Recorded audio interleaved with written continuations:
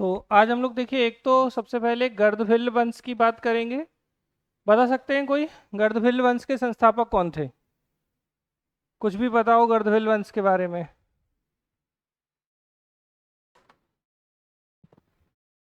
कौन थे, गर्दभिल्ल या महेंद्रादित्य? अच्छी बात है, कभी कभी तुक्का मारा करो। गर्दभिल्ल वंश यानी इनके नाम पे, जैसे पुष्यभूति वंश पुष्यभूति के नाम पर। तो गर्दभिल्ल वंश जो है वो किसके नाम पर है? गर्दभिल्ल जो शासक थे उन्हीं के नाम पर इस वंश का नाम गर्दभिल्ल वंश पड़ा था। ठीक है, इस चीज को थोड़ा सा आप लोग ध्यान रखिएगा। और इस वंश के जो शासक हैं,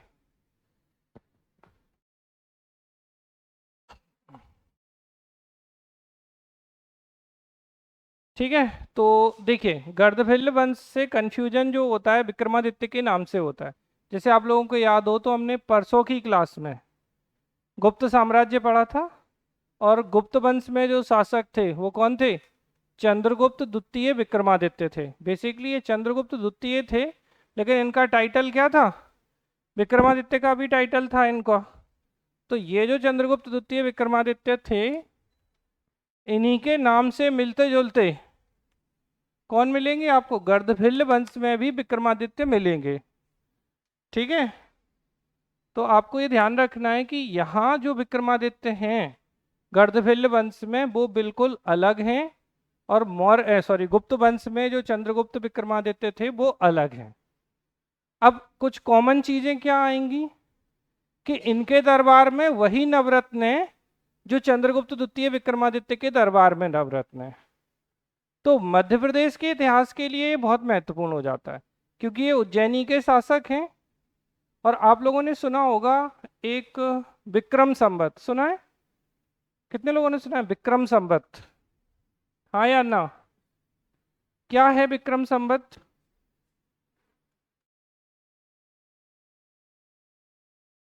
बताइए जल्दी से, विक्रम संवत क्या है? कब? Very good. तो विक्रम संवत जो है बेटा 57 BC में स्टार्ट हुआ था। आपको पता है ये जो विक्रम संवत है ये मध्य प्रदेश गवर्नमेंट का ऑथेंटिक कैलेंडर है। ये क्या है? Authentic calendar. अगर आपसे पूछें मध्य प्रदेश सरकार का आधिकारिक कैलेंडर क्या है, तो ये है आपका विक्रम संवत। और ये जो विक्रम संवत है ये 57 BC का है। अच्छा, कुछ लोगों को ऐसा लगता है कि ये विक्रम संवत चंद्रगुप्त द्वितीय विक्रमादित्य से संबंधित है, जो कि बिल्कुल नहीं है। मतलब आप उसको कनेक्ट ही नहीं करना उससे। तो चंद्रगुप्त, अब कॉमन बातें क्या हैं कि विक्रम संवत जो है इसको लाने का श्रेय किसको दिया जाता है?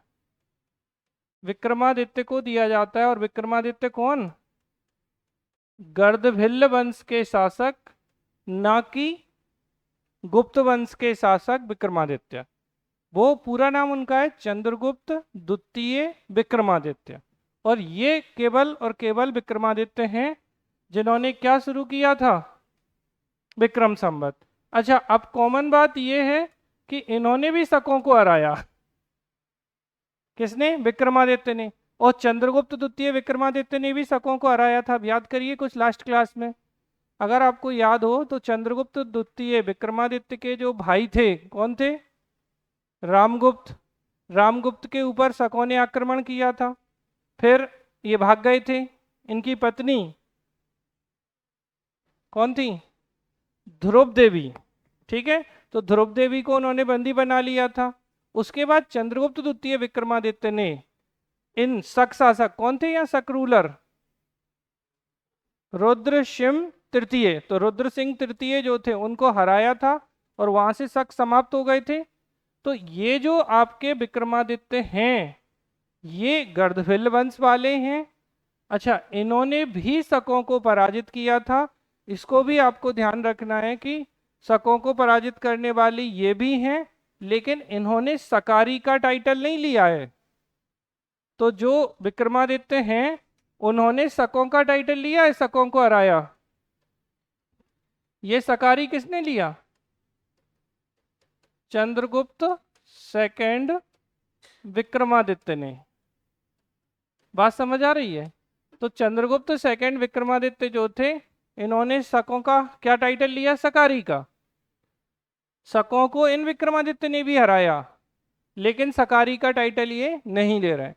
एक और कॉमन चीज है, चंद्रगुप्त द्वितीय विक्रमादित्य के भी नवरत्न थे, यानी कि 9 ज्वेल्स थे, इनके भी नवरत्न हैं। ठीक है, तो इनके नवरत्न हैं और सेम है। अब हमें इतिहास पे लड़ना नहीं है इस बात से कि नहीं सर अगर इनके समय थे तो इनके समय कहाँ से आए, या इनके समय थे तो इनके समय कैसे आए।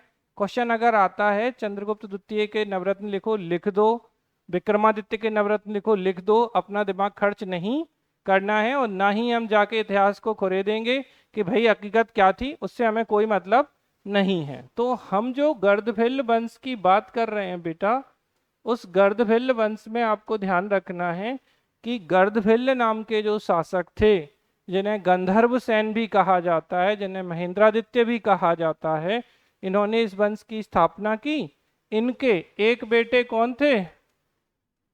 भृतहरि थे।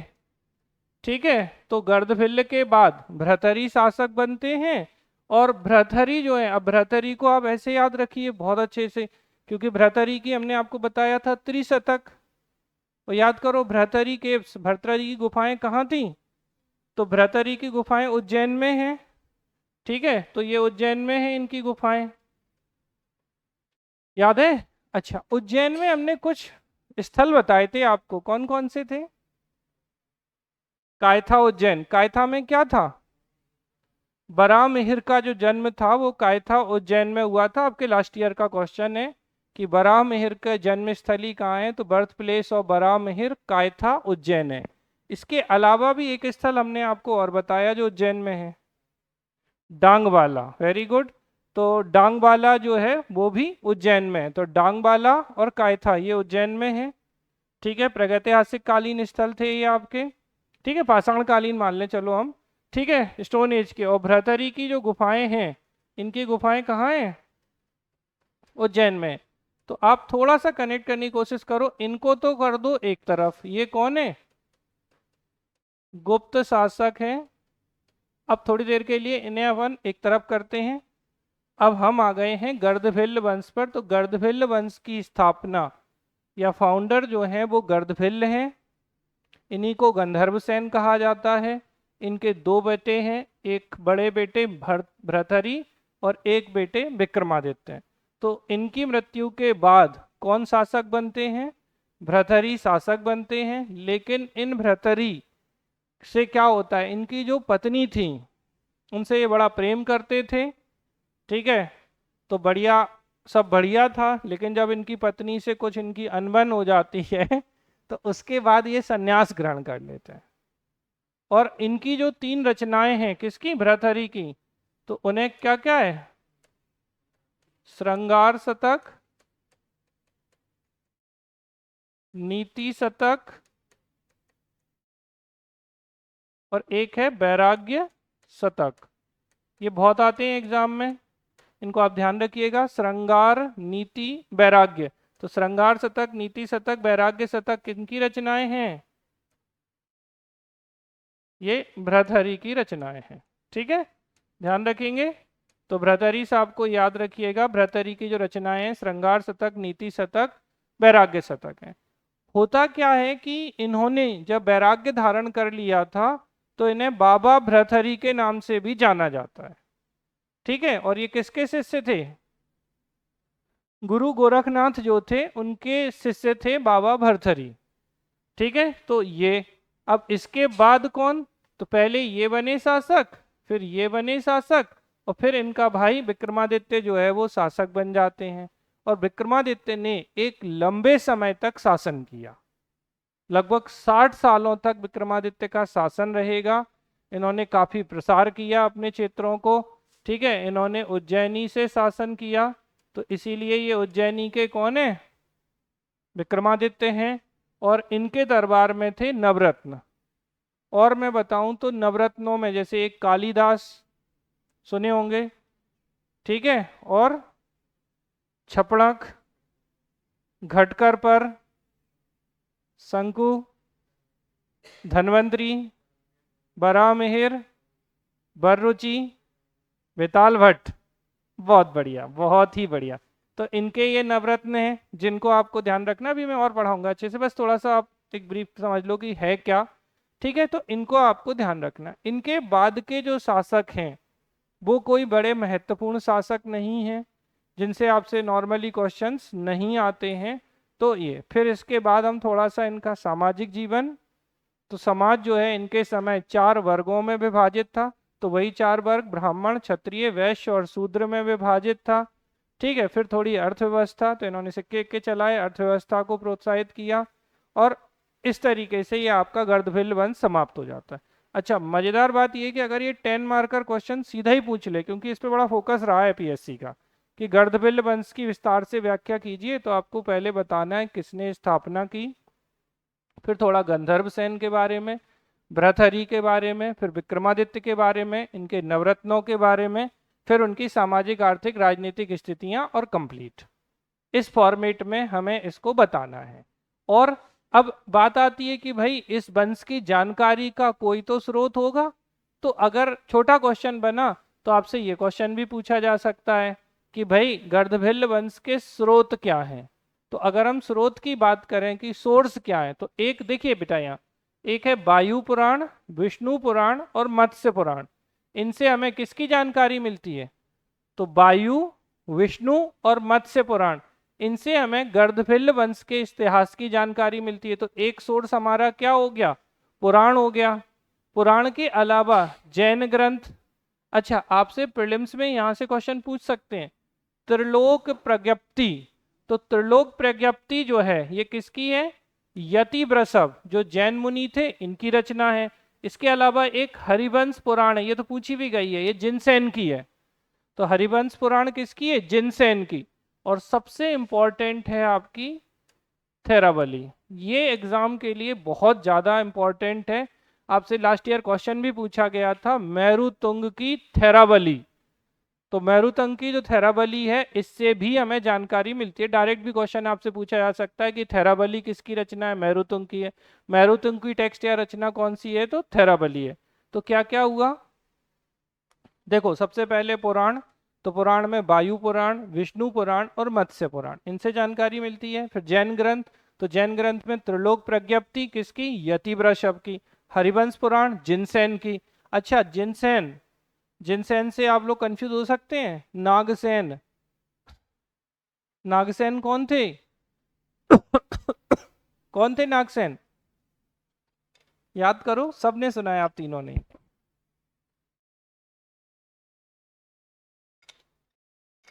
मैंने आप एक बुक बताई थी आपको, मिलिंद पन्हू, याद आ रही है? इंडो ग्रीक रूलर मेनांडर या मिलंद, और दूसरी तरफ आचार्य नागसेन। लेकिन नागसेन बौद्ध भिक्षु हैं, और जिनसेन देखो, जिन जैन जा जैन, तो जिनसेन जैन, ये तो कनेक्ट हो जाएगा। तो बचे कौन? नागसेन। तो नागसेन कौन है? बौद्ध भिक्षु हैं। तो आचार्य नागसेन और मेनांडर के बीच में जो डिस्कशन है, ठीक है ना, तो conversation between Acharya Nagasena and Menander, वो है आपका मिलिंद पन्हू। और ये क्या है? थेरावली की मेरुतुंग, और जिनसेन की हरिवंश पुराण, और यति वृषभ की त्रिलोक प्रज्ञप्ति। तो त्रिलोक प्रज्ञप्ति जो है, इसमें किसकी बात की गई है? तो त्रिलोक प्रज्ञप्ति में आपको ये ध्यान रखना है, और हरिवंश पुराण और थेरावली। अब जैसे एक क्वेश्चन कैसे बन सकता है, समझने पे ध्यान दो, ये एज इट इज आपको मिल जाएगा, परेशान नहीं हो।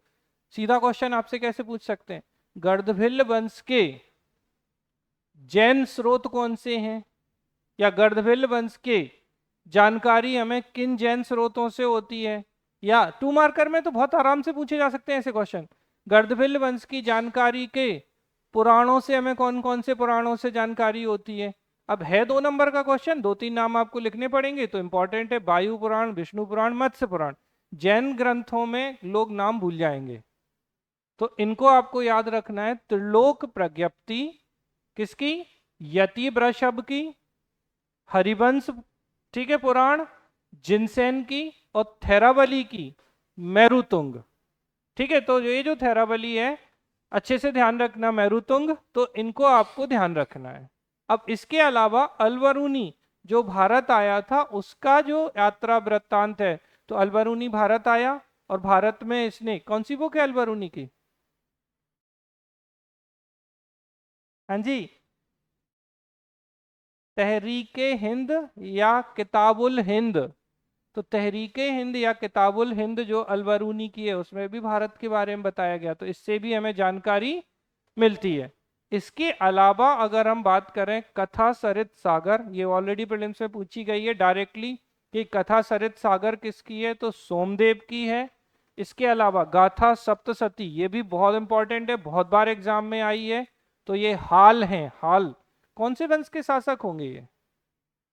हाल, ठीक है, सातवाहन थे ये। ठीक है, तो सातवाहन शासक हाल की रचना है। प्रतिष्ठान के राजा हाल की रचना गाथा सप्तशती है। कथा सरित सागर सोमदेव की है। इसके अलावा आपने ये नाटक सुने होंगे विक्रम चरित, सिंहासन बत्तीसी सबने सुना होगा, ठीक है, बेताल पच्चीसी सुना होगा आपने। इसके अलावा शत्रुंजय महात्मन, तो शत्रुंजय महात्मन्य जो है वो किसकी है? धनेश्वर सूरी की। आपके लिए इंपॉर्टेंट है एक तो थेरावली, मेरुतुंग, बहुत इंपॉर्टेंट है, ठीक है, कथा सरित सागर सोमदेव की, गाथा सप्तशती हाल की, पुराण वायु पुराण, विष्णु पुराण, मत्स्य पुराण, ये ध्यान रखना है। यति वृषभ की अच्छे से, तो यति वृषभ, त्रिलोक प्रज्ञप्ति, हरिवंश पुराण, ये तो याद हो जाता है, जिनसेन, थेरावली, मेरुतुंग। अगर इन सब में इनके लिए सबसे ज्यादा है, सबसे ऑथेंटिक, अगर आपसे पूछ ले कि भाई गर्दभिल्ल वंश का ऑथेंटिक सोर्स क्या है, तो मेरुतुंग की थेरावली जो है ये सबसे ज्यादा ऑथेंटिक सोर्स या महत्वपूर्ण स्रोत माना जाता है। ठीक है, ध्यान रखेंगे अच्छे से। फिर अब चूंकि कालिदास नवरत्नों में थे, तो इनकी रचनाएं रघुवंशम, कुमार संभवम, मेघदूतम, अभिज्ञान शाकुंतलम, विक्रमो वर्षियम, मालविकाग्नि मित्रम, ये सब तय समझ लो कालिदास की रचनाएं। अच्छा, कुछ इतिहासकार तो ये तक कहते हैं कि विक्रमादित्य की जो बेटी थी उनका विवाह कालिदास से हुआ था। हम नहीं कह रहे हैं, इतिहासकार बोल रहे हैं। और ये जो कालिदास जी थे पहले बुद्धू थे, ये तो सबने सुना होगा, ठीक है। चलो, तो ये तो हुए स्रोत। क्या क्या स्रोत हो गए? एक पुराण, एक जैन ग्रंथ, ठीक है, एक अलबरूनी का यात्रा वृत्तांत और अन्य सोर्स। तो अन्य सोर्स में सोमदेव की कथा सरित सागर आपको अच्छे से याद रखनी है क्योंकि ये डायरेक्ट पूछा गया क्वेश्चन है। इसके अलावा आपको याद रखनी है थेरावली, ठीक है, तो मेरुतुंग की थेरावली याद रखनी है, ये बहुत इंपॉर्टेंट है आपको। ठीक, तो इनको बिल्कुल नहीं, कालिदास की रचनाएं तो हमें अभी आगे भी पढ़नी है तो वो सब हम पढ़ेंगे ही। अब हमने शासक, तो पहले शासक कौन? गंधर्व सेन, इन्हीं को गर्दभिल्ल कहा जाता है, तो इसीलिए ये तो हो गए संस्थापक। भृतहरि इनके बड़े बेटे थे, विक्रमादित्य इनके छोटे बेटे थे। ठीक है, इसके बाद विक्रमचरित या धर्मादित्य, इनसे कोई मतलब नहीं है। फिर ये भायल, नायल, नाहद्र, ये कोई काम के नहीं है, आपको इनसे कोई खास लगाव नहीं होना चाहिए। गंधर्व सेन जो थे बेटा, ये उज्जैनी के गर्दभिल्ल वंश के संस्थापक थे, कुशल और प्रतापी शासक थे। लगभग 13 साल तक इन्होंने शासन किया। मत्स्य पुराण के अनुसार इन्होंने संघों का, तो सुंग जो थे इनका एरेडिकेशन या उन्मूलन किया, और गर्दभी विद्या के गाता होने के कारण इन्हें गर्दभिल्ल कहा जाता है। आप तो बस इतना याद रख लो कि गंधर्व सेन को ही गर्दभिल्ल कहा जाता है। इन्होंने सुंगों को समाप्त किया था और ये गर्दभिल्ल वंश के संस्थापक हैं। और फिर इनके बेटों पे आ जाना सबसे अच्छा, तो इनके दो बेटे थे, एक भृतहरि और एक विक्रमादित्य, ठीक है। और सोमदेव ने जो कथा सरित सागर रची है उसमें इनका एक अन्य नाम महेंद्रादित्य, शुरू में ही बताया था, तो इनका नाम महेंद्रादित्य मिलता है। इनके दो बेटे भृतहरि और विक्रमादित्य। अब इसके बाद ज्येष्ठ पुत्र यानी बड़े बेटे, निश्चित रूप से आपने सुना होगा ना ज्येष्ठाधिकार, तो जो भी बड़ा होता है उसको सबसे पहले सिंहासन का राइट दिया जाता है। तो भृतहरि राजा बने, कुछ समय पश्चात संन्यास ग्रहण कर लिया। थेरावली में कालकाचार्य कथा का उल्लेख है जिसमें गर्दभिल्ल गंधर्व सेन को शकों ने पराजित कर उज्जैनी पर अधिकार कर लिया था। ठीक है, अब बात करते हैं इनके बेटे भृतहरि की। तो भृतहरि का नाम संस्कृत साहित्य में, इनको बस आपको दो तीन चीजों के लिए ध्यान रखना है। गर्दभिल्ल या गंधर्व सेन के बेटे, विक्रमादित्य के बड़े भाई, त्रिशतक इनकी रचनाएं, और बाबा भ्रतरी के नाम से फेमस है इनकी गुफाएं उज्जैन में। और खत्म। संस्कृत साहित्य में वही 3 रचनाएं तो शतक त्रय यानी नीति शतक, श्रृंगार शतक, वैराग्य शतक दी। उपदेशात्मक कहानियां हैं, भारतीय जनमानस को प्रभावित करती हैं। 100 श्लोक हैं। इन सबसे कोई गुरु गोरखनाथ जो है का शिष्य बनकर इन्होंने वैराग्य धारण कर लिया था, इसीलिए ये क्या कहलाए, बाबा भ्रतरी कहलाए। ठीक है, अच्छे से ध्यान रखना। और ये विक्रम संवत के प्रवर्तक, अब विक्रम संवत किसका था, विक्रमादित्य का। तो विक्रमादित्य के अग्रज यानी कि बड़े भाई हुआ करते थे। ठीक है, अच्छे से। अब आ गए आपके सबसे महत्वपूर्ण शासक इस वंश के, कौन, विक्रमादित्य। वास्तविक उत्तराधिकारी थे। 58 बीसी में इन्होंने गर्दभिल्ल वंश का शासन संभाला और लगभग 60 ईयर तक इन्होंने रूल किया था। ठीक है, इनकी उपलब्धियों की बात करें तो मैंने आपको बताया कि 57 बीसी में इन्होंने क्या किया, शकों को पराजित किया। ठीक, और क्या चलाया, विक्रम संवत चलाया। अच्छा, अगर आपसे कहीं मान लो दोनों ऑप्शन आ जाए, चंद्रगुप्त द्वितीय, विक्रमादित्य और विक्रमादित्य, तो आंसर क्या करोगे, विक्रम संवत में विक्रमादित्य करना, ध्यान रखिएगा। और एक और ये आपका क्वेश्चन पूछा गया था कि मालव संवत या कृत संवत किसे कहा जाता है, तो यही विक्रम संवत जो है वो कृत संवत या मालव संवत, ये आपका 2024 का क्वेश्चन था कि मालव संवत या कृत संवत किसे कहा जाता है। तो इसी किसको, विक्रम संवत को ही मालव संवत या कृत संवत कहा जाता है, जो 57 बीसी में स्टार्ट किया था। ठीक है, क्लियर है। इसके बाद महान योद्धा, विद्वान, न्यायप्रिय, प्रजावत्सल, ये सब ठीक है। साहित्य कला का संरक्षण दिया, विद्वानों को संरक्षण दिया। तो आप तो विद्वानों के संरक्षण में सबसे अच्छी चीज क्या, कि भाई इनके दरबार में कौन रहा करते थे, नवरत्न रहा करते थे। इससे ज्यादा अच्छे लोग कौन होंगे, तो सीधे आप इन्हीं को याद रखो। अब डायरेक्ट क्वेश्चन भी पूछा गया है। एक तरीका और होता है इनके क्वेश्चन के पूछने का कि इनके नवरत्नों में कौन नहीं था, तो आपको ये 9 के 9 अच्छे से पता होने चाहिए। जैसे धन्वंतरी चिकित्सक थे, हम सब जानते हैं, क्या मनाते हैं इनके नाम पर, धनतेरस मनाते हैं दीपावली के पहले। छपड़क छपड़क जो है वो न्यायविद थे। ठीक है, अच्छे से ध्यान रखना है। अमर सिंह ये लेक्सिकोग्राफर हैं, डिक्शनरी वाले हैं। ठीक है, शंकु ज्योतिष वाले हैं। बेताल भट्ट सलाहकार थे। घटकर पर कवि थे। कालिदास महाकवि हम जानते हैं, शेक्सपियर ऑफ इंडिया है। बराहमिहिर खगोल शास्त्री हैं। और बररुचि जो है वो व्याकरण के या ग्रामेरियन या ग्रामर के टीचर हैं। तो बररुचि ऐसे बर व्याकरण, बराहमिहिर से नहीं करना, नहीं बाबा ऐसे कनेक्ट कर दो। तो बराहमिहिर को तो सब जानते हैं कि भाई एस्ट्रोनॉमर है। कालिदास महाकवि हैं। घटकर पर कवि हैं। ठीक है, अब आपको ध्यान रखना, बेताल भट्ट, तो बेताल भट्ट क्या है, सलाहकार हैं, कंसल्टेंट। शंकु ज्योतिष वाले। ठीक है, अमर सिंह साहित्यकार। छपणक न्यायविद थे, ये जुडिशियल वाले थे।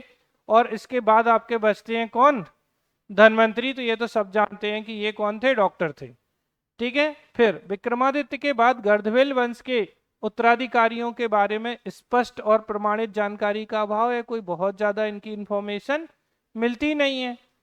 किंतु विक्रमादित्य से संबंधित साहित्य और जैन ग्रंथों में इनके उत्तराधिकारियों के बारे में थोड़ी बहुत जानकारी जो दी गई है उसको आपको ध्यान रखना है। तो हमने जो ऊपर बताए आपको, वो क्या बताए, तो वही फिर से आ गए, मेरुतुंग की क्या, जैन ग्रंथ थेराबली। तो मेरुतुंग ने जो थेराबली लिखी है उसमें ये बताया गया कि विक्रमादित्य यानी कि इनके बाद कौन थे, तो विक्रमचरित यानी धर्मादित्य थे जिन्होंने 40 साल तक, भायल ने 11 तक, नायल ने 14 तक और नाहद्र ने 10 वर्ष तक। कोई नहीं पूछ रहा आपसे इनसे, बस आपको बस भाई अगर ऐसे पूछ ले कि विक्रमादित्य के बाद कौन शासक थे, ऐसे क्वेश्चन बनते नहीं है यूजुअली, तो आपको बहुत ज्यादा परेशान नहीं होना है। लेकिन फिर भी विक्रमचरित, भायल, नायल, नाहद्र, ये जो शासक थे, और इस तरीके से इनका जो वंश जो है, इनके शासक कंप्लीट हो जाते हैं।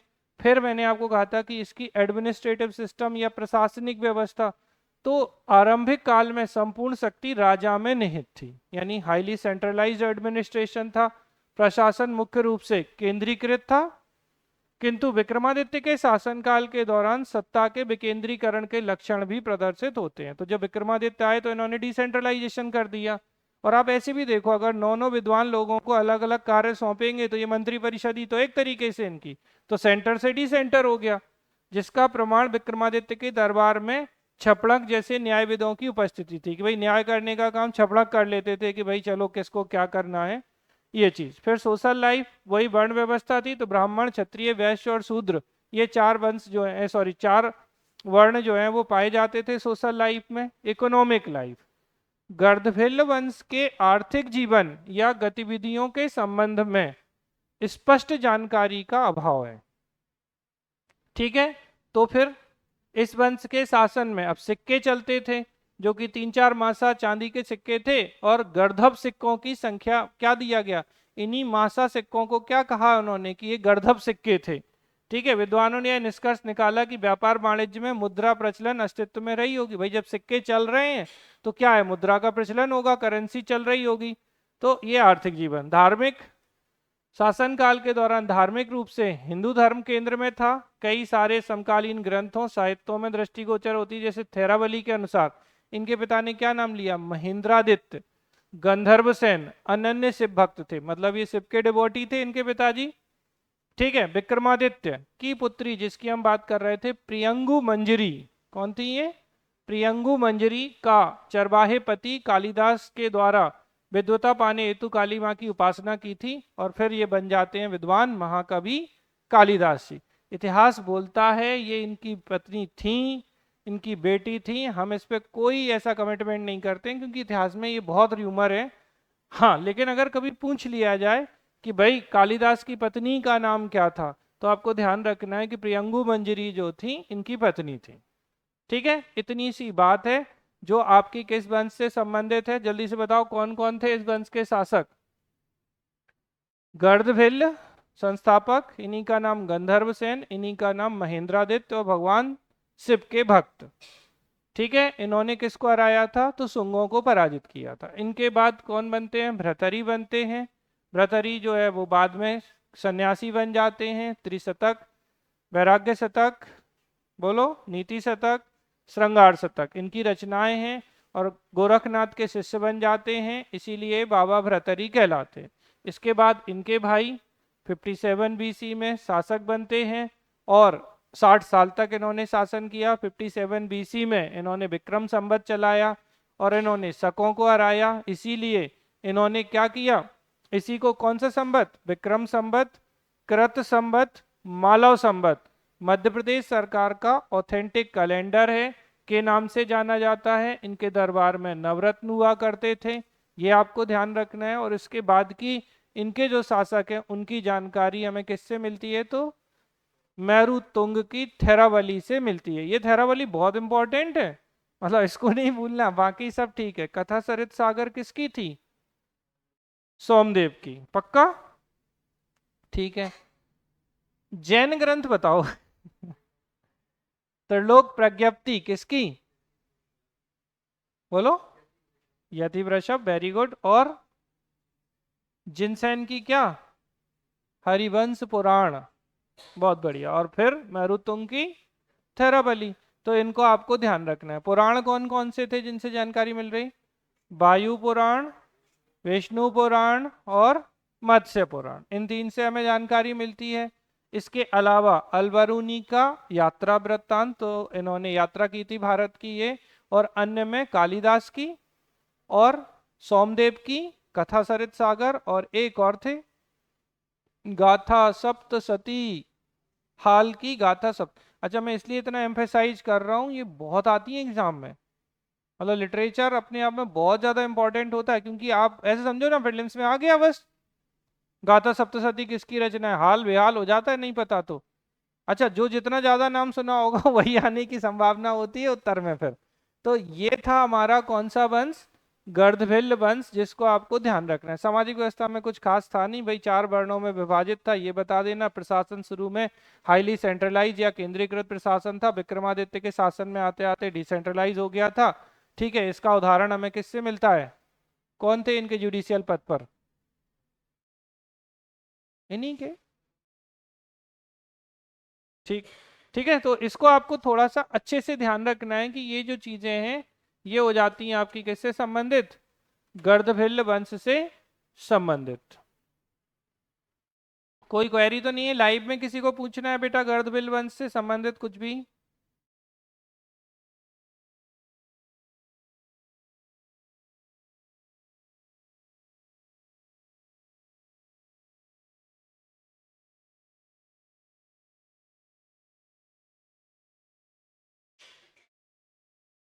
अच्छा, देखते देखते दिखता नहीं है कई बार।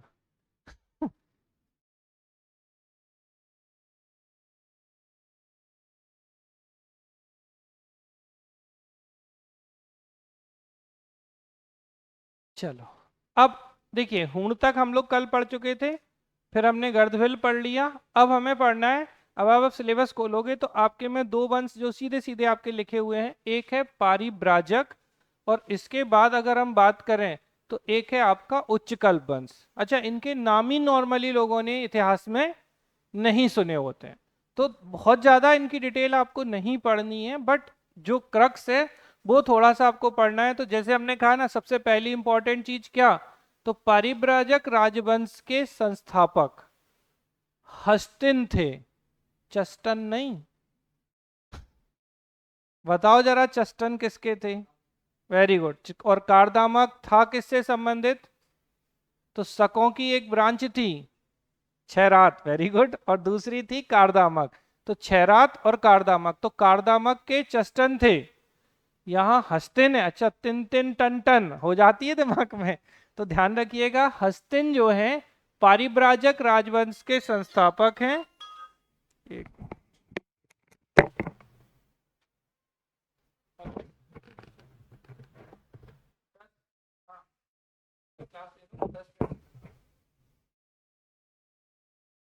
नहीं नहीं, मना कर दिया,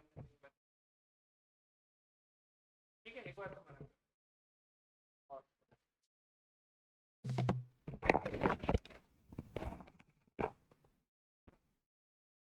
तो आपको ये ध्यान रखना है कि अब जो उच्चकल्प और पारिव्राजक वंश है उसमें आपको दो बातें याद रखनी है। पहली बात, इनके संस्थापक कौन, क्योंकि बहुत सरल है। अच्छा, आपको प्रीलिम्स में तो ऐसे क्वेश्चन भी पूछ लिए गए, पूछ लें पारिव्राजक राजवंश मध्य प्रदेश के किस क्षेत्र में शासन करता था, हो गया क्वेश्चन। क्योंकि पहले संस्थापक खूब पूछ लिए, अब पता चले क्षेत्र पूछ लेते हैं।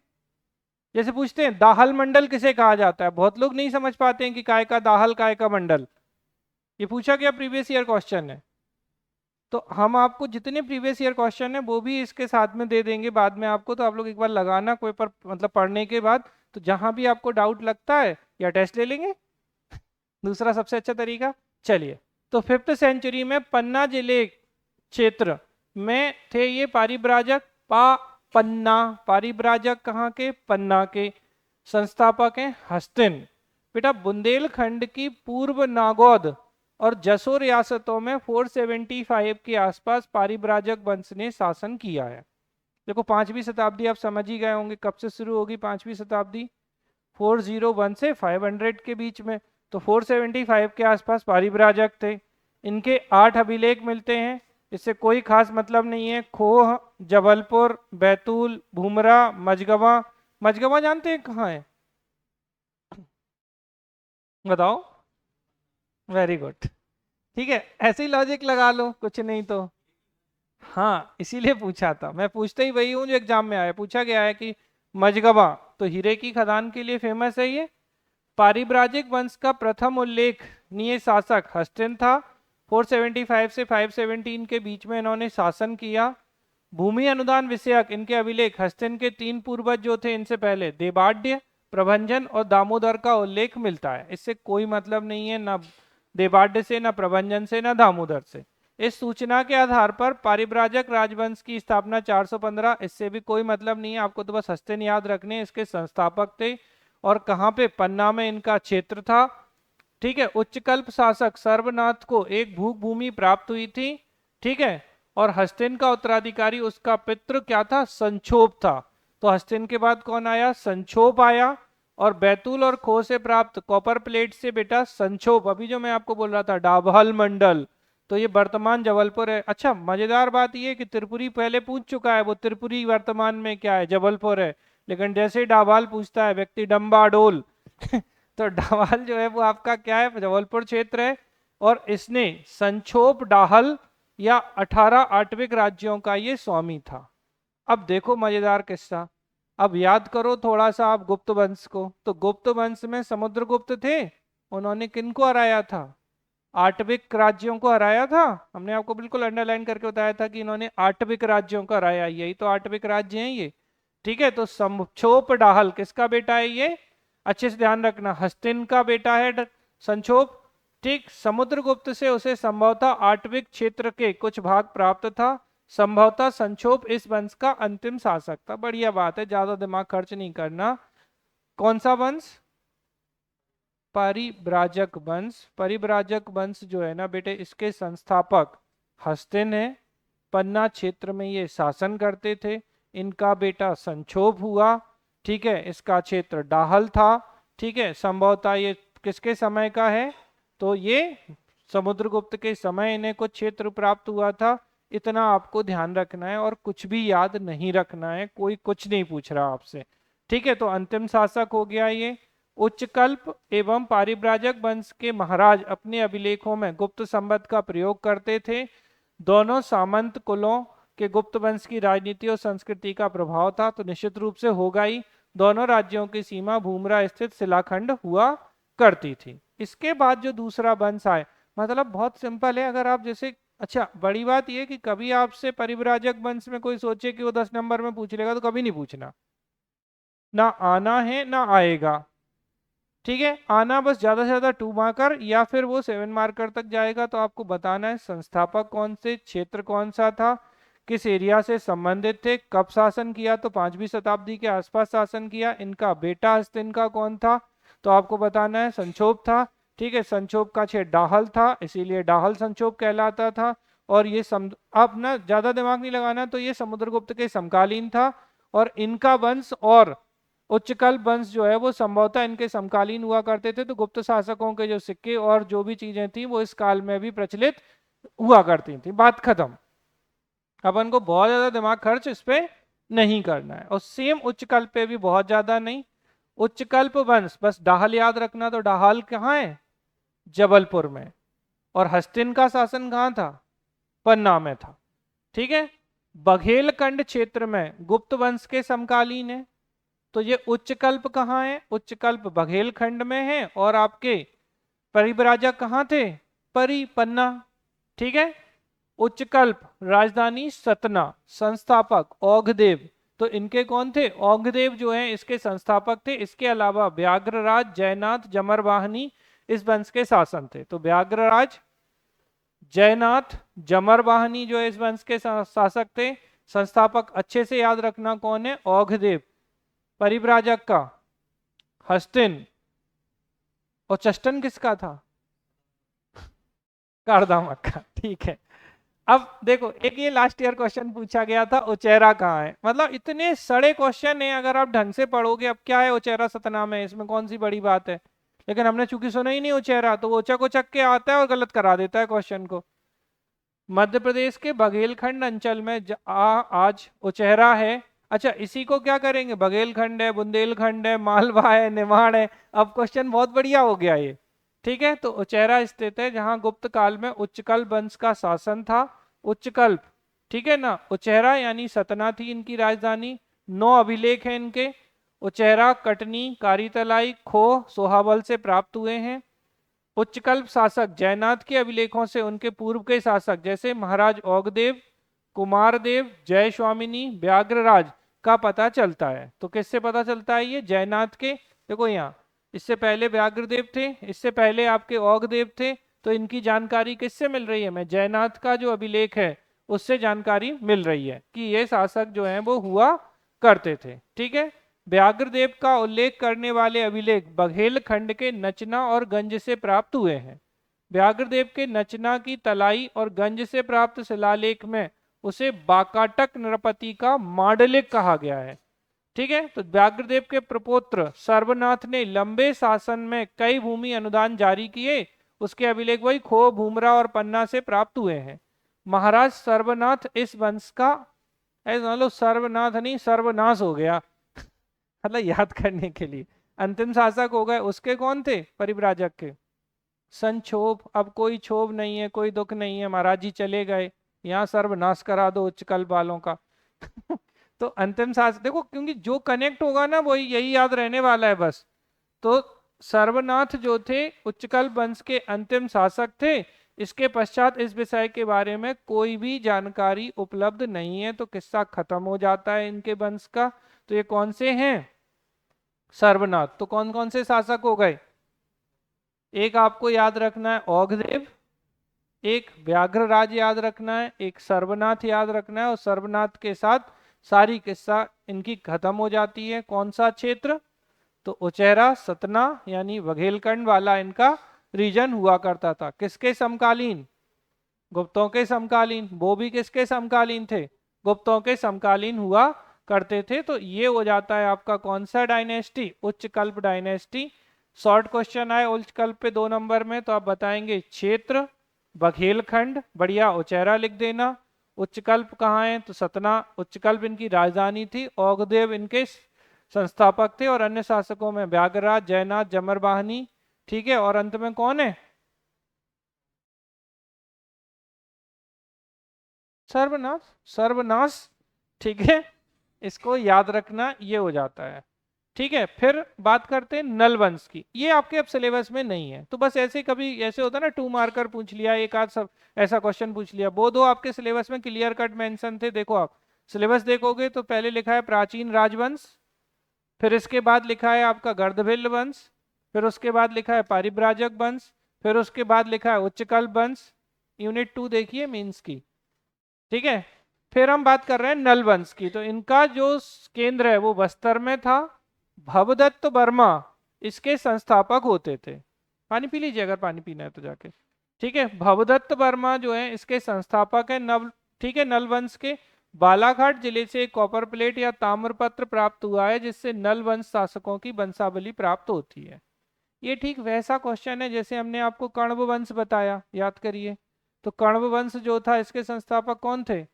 वसुदेव कण्व थे। फिर इसके बाद भूमि मित्र, नारायण मित्र, सुशर्मा आए। और सुशर्मा को शर्म नहीं आई तो इन्हें भी मार डाला। किसने? शिमुक ने। और सातवाहन वंश की स्थापना कर ली। जैसे एक बार 3 नंबर में ये क्वेश्चन, पूरे वंश का ही एक क्वेश्चन पूछ लिया था। ऐसे ही अगर आपसे 2 नंबर में कोई नल वंश पूछ ले तो आपको बताना है contemporary of Vakataka dynasty, Bastar Nala वंश का क्षेत्र था, भवदत्त वर्मा इसके संस्थापक हैं, बालाघाट के कॉपर प्लेट से इन वंश की जानकारी हमें प्राप्त होती है, और खत्म। ऐसे ही पांडु हैं, तो पांडु में बड़ा बल था, तो जयवल इसके संस्थापक हैं, और मैकाल अमरकंटक में था। अब क्वेश्चन एक बार पता है व्यापम ने पूछा, मैकाल क्षेत्र में कौन सा वंश शासन करता था? मतलब आप समझ रहे हो कि कहाँ घुस घुस के जाते हैं। तो मैकाल यानी अमरकंटक, और अमरकंटक में पांडु वंश था जिसके संस्थापक जयवल हुआ करते थे। फिर एक है सैल वंश। तो 8वीं शताब्दी में महाकौशल के पश्चिमी भाग में इनका उदय हुआ। श्रीवर्धन इसके पहले शासक हैं। इस वंश के ताम्रपत्र भी बालाघाट से प्राप्त हुए हैं।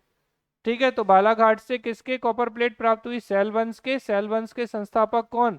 श्रीवर्धन है, ये पहले शासक महाकौशल के पश्चिमी भाग में। जबकि पांडु, मैकाल, ये थोड़ा सा याद रखना, मैकाल अमरकंटक में जयवल थे। नल कहाँ? तो नल बस्तर में है, और भवदत्त वर्मा है। और दोनों की ही जानकारी नल वंश की और किसकी, आपको ये अच्छे से ध्यान रखना है, सैल वंश की। इनकी जानकारी हमें बालाघाट की कॉपर प्लेट से हो रही है। तो ये मतलब ऐसे ना 2-2 3-3 लाइन है, या तो इंडिविजुअल प्रीलिम्स में क्वेश्चन या 2 मार्कर क्वेश्चन, बस इससे ज्यादा इनका कुछ भी आने की स्थिति नहीं है। फिर आ जाता है बेटा मौखरी वंश। अब ये मौखरी हैं, लेकिन ये बेसिकली मौखरी की एक शाखा है, क्योंकि मेन मौखरी तो कहाँ है? कन्नौज में है। तो काव्य कुंज जिसे कहा जाता है, तो मौखरी क्षेत्र बुंदेलखंड में हरिवर्मा इसके संस्थापक थे। कौन थे? हरिवर्मा थे। अन्य शासक आदित्य वर्मन, ईश्वर वर्मन, ईशान वर्मन, अवंती वर्मन थे। मौखरियों की सबसे शक्तिशाली शाखा जो मैंने आपको बताई कन्नौज थी। ठीक है, और काव्यकुंज के नाम से जाना जाता था। बाद के वर्षों में इसके शासन क्षेत्र का पूर्वी नेमार और असीरगढ़ भी था। तो ये लोग पूर्वी नेमार और असीरगढ़ में भी मौखरी जो है वो शासन किया। हम बात कर रहे हैं मध्य प्रदेश में मौखरी की। ठीक है, कन्नौज में मौखरी की नहीं, तो थोड़ा ध्यान देना अच्छे से। और इनमें आपको क्या बताना है? तो मौखरी वंश क्षेत्र बुंदेलखंड और संस्थापक हरि वर्मा। फिर एक है मैत्रक वंश। तो मैत्रक वंश के शासक कौन है? शिलादित्य, धर्मादित्य, बालादित्य। अच्छा, बालादित्य से कंफ्यूज होके आप इन्हें गुप्त बना दोगे, ठीक है, तो ये गुप्त वाले नहीं, मैत्रक वाले। चीनी यात्री ह्वेनसांग के विवरण से पता चलता है कि मैत्रक वंश के शासकों ने अपने शासन का विस्तार पश्चिमी मालवा में किया था। तो मैत्रक कहाँ थे? मालवा में थे। शिलादित्य, धर्मादित्य और बालादित्य इस वंश के शासकों में हैं।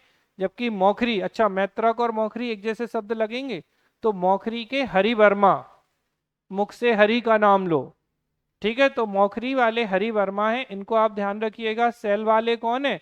तो सैल के श्रीवर्धन है, ठीक है। फिर पांडु वाले, पांडु में बल था तो जयबल है मैकाल वाले।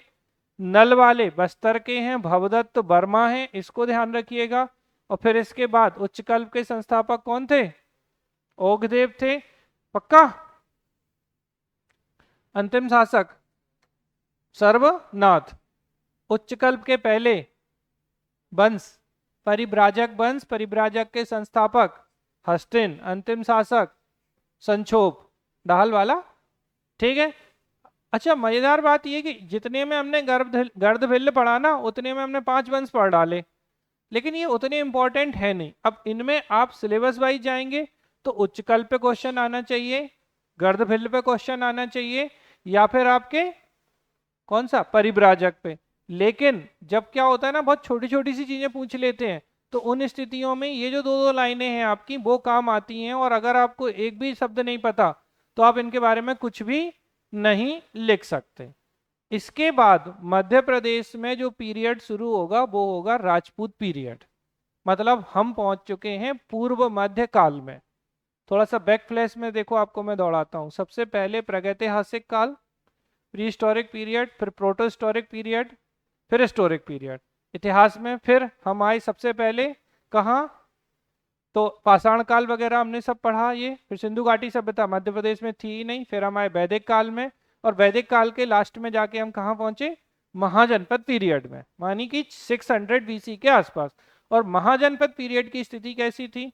तो मध्य प्रदेश में 2 महाजनपद, 2 ही ज्योतिर्लिंग है मध्य प्रदेश में। 2 महाजनपद कौन कौन से? एक अवंती, एक चेदी, ये 2 स्थितियां हैं। फिर आगे बढ़े हम, तो अवंती और चेदी के बाद में हम लोग कहाँ आए महाजनपद काल से? अब हम मगध में घुस गए, क्योंकि मगध के शासकों ने मध्य प्रदेश में भी शासन किया। तो कौन कौन से वंश? हर्यक से कुछ खास नहीं था, हर्यक के बस नागदशक थे। नागदशक के समय में शिशुनाग ने किसको हरा दिया था? नंदीवर्धन को हरा दिया था। कौन से वंश से था नंदीवर्धन? प्रद्योत वंश। इसके पिता मतलब इस वंश के महान शासक चंड प्रद्योत थे। फिर इसके बाद अब चूंकि ये किस में पहुंच गया? मगध में पहुंच गया था, तो फिर कौन? नागवंश, यानी वही शिशुनाग वंश। शिशुनाग के बाद नंदवंश, इनका कोई खास रोल नहीं। नंदवंश के बाद मौर्य वंश, के अशोक आ जाएंगे मध्य प्रदेश में। और इसके बाद शुंग वंश, क्योंकि बृहद्रथ की हत्या करेंगे इनके सेनापति, और शुंग वंश की स्थापना करेंगे। पुष्यमित्र शुंग का बेटा अग्निमित्र आएगा, जो विदिशा में शासन करेगा। और इनकी प्रेम कहानी मालविका अग्नि मित्रम। इसी वंश के 8वें शासक भागभद्र के समय हेलियोडोरस आएंगे, एंटियालकिड्स के राजदूत, और हेलियोडोरस का गरुण स्तंभ स्थापित करेंगे। फिर हम आगे जाएंगे तो क्या होगा? शुंग वंश के अंतिम शासक देवभूति की हत्या वसुदेव के द्वारा की जाएगी, कर्ण वंश की स्थापना करेंगे। और फिर वसुदेव, और उसके बाद कौन कौन से शासक? बोलो ना, वो तो लास्ट और बीच में आएंगे। और बताओ, भूमि मित्र, नारायण मित्र, और इसके बाद सुशर्मा। तो ये सब आपके खत्म। सुशर्मा के बाद कौन? तो कर्ण वंश के बाद में क्या? तो कर्ण के बाद में आ जाएगा आपका सातवाहन सिमुख, और इसमें गौतमी पुत्र सातकर्णी, यज्ञश्री सातकर्णी पे किस्सा खत्म। तो ये सारी चीजें आपकी रहेंगी। फिर हम आ जाएंगे सक्षत्रप पे, कुषाण, कुषाण में कुजल कटफिसस, ये सब हमें देखना है। तो ये सारी चीजें। अब हम जो बात कर रहे हैं, मतलब हम पूरे मध्यकाल में आए हैं। तो अब राजपूत जो है, तो मध्य प्रदेश में बेटा 4 राजपूत वंश हैं। एक है गुर्जर प्रतिहार।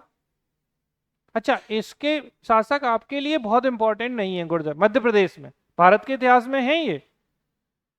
कलचुरी बहुत इंपॉर्टेंट, चंदेल बहुत इंपॉर्टेंट, और परमार और ज्यादा इंपॉर्टेंट। राजा भोज, ठीक है। चंदेल इसलिए क्योंकि चंदेलों में तो पूरी खजुराहो, और कलचुरी जो है वो आपकी त्रिपुरी। तो इन वंशों को हमें अच्छे से पढ़ना है, मतलब जितनी देर में हमने ये सब पढ़ लिया, इनमें हम ये 3 वंश नहीं पढ़ सकते इतने में। तो इनको थोड़ा सा आराम आराम से हम पढ़ेंगे ये सारी चीजें, जिससे कि ये समझ में आए चीजें कि क्या हो रही। और मैं बोलूं तो ये जो तीनों वंश हैं, जब गुर्जर प्रतिहार डायनेस्टी डिक्लाइन होगी, गुर्जर प्रतिहारों का धीरे धीरे समाप्ति होगी, तो उसके बाद मध्य प्रदेश में 3 जो राजपूत राजवंशों का उदय होगा, मतलब स्वतंत्र होंगे, तो ये कलचुरी, चंदेल और परमार होंगे। यानी इससे पहले ये क्या थे, इनके फ्यूडिटरीज या सामंत हुआ करते थे। तो ये चीज है, मतलब ये इतने इंपॉर्टेंट नहीं है, इनसे क्वेश्चन बहुत आते। ठीक है, जैसे कलचुरी वंश का संस्थापक, जैसे चंदेल वंश का संस्थापक, परमार वंश का संस्थापक, बताओ जरा कलचुरी का। लाइव में बोलो भाई, कलचुरी वंश का संस्थापक, जल्दी बोलो फटाफट, टाइम नहीं है, ऐसे ही आज बहुत दिक्कत हो गई, लेट हो गए। कलचुरी कलचुरी कलचुरी, पूछा गया क्वेश्चन है प्रीवियस ईयर का। चलो अच्छा, चंदेल बता दो, ये भी प्रीवियस ईयर का है। बहुत बात किए हैं। नन्नुक, ठीक है, चंदेलों के नन्नुक हैं, कलचुरी के कोकल हैं, और परमार के कौन है? हम्म, नहीं, राजा भोज तो बहुत बात की पिक्चर है। लाइव में आवाज आ रही है? यहाँ कौन है परमार में? सॉरी, हाँ अब ठीक है, वही तो मैं कहूँ, कुछ अलग अलग अलग सा बोल रहे हो। ये है उपेंद्र कृष्णराज, इसके हैं कौन? नन्नुक। कलचुरी के कौन? बोलो जल्दी से, कोकल। ठीक है, और गुर्जर प्रतिहार नागभट्ट। ठीक है, और पहले हैं सच हरिश्चंद्र, लेकिन नागभट्ट प्रथम को मध्य प्रदेश के रूप में आपको थोड़ा सा ज्यादा महत्व देना है। तो इस तरीके की चीजें हैं जो आपको ध्यान रखनी है। नागभट्ट ने ही तो अरबों को हराया था, अरबों का विनाशक, डिस्ट्रॉयर ऑफ अरब कौन कहलाता है? नागभट्ट प्रथम जो है वो कहलाता है। इन वंशों को हम कल, कल तो खैर सैटरडे, अच्छा कल आप लोगों की क्लास 11 बजे से, ठीक है, तो ये चीज ध्यान रखना है आपको। तो ये जो वंश है ये हम पढ़ेंगे नेक्स्ट क्लास में। आज मैं भी एक्चुअली बहुत ऑक्यूपाइड हो गया हूँ, कल देखते हैं, आज के लिए बहुत है। मैं ये पीडीएफ आप लोगों को शेयर कर दूंगा, तो इसको थोड़ा सा आप देखिएगा। वीडियो की लिंक भी भेज दूंगा, अगर अभी अपलोड हो गया तो आप वीडियो भी देख लेना। कल का वीडियो मैं मैडम अभी आपको भिजवा दूंगा। ठीक है, चलो बंद कर देना योगी। क्या? रिकॉर्डिंग बंद करा देता।